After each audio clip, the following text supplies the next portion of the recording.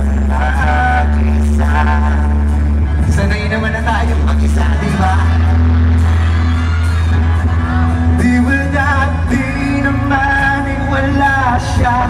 Di ba dati naman na tayo sanay ng mag-isa?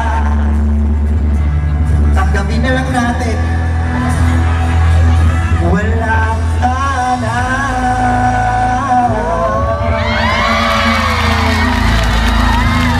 Napakasoli naman ng kababayan ko na to. Napakadami nyo naman yung gabi. Gusto kong marinig yung sigawan ng mga pinagpalit ngayong gabi. Sino yung pinagpalit dito sa kaibigan?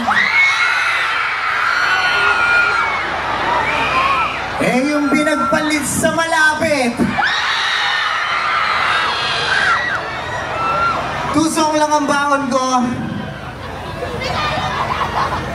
More. Para to sa lahat ng dinaniwala.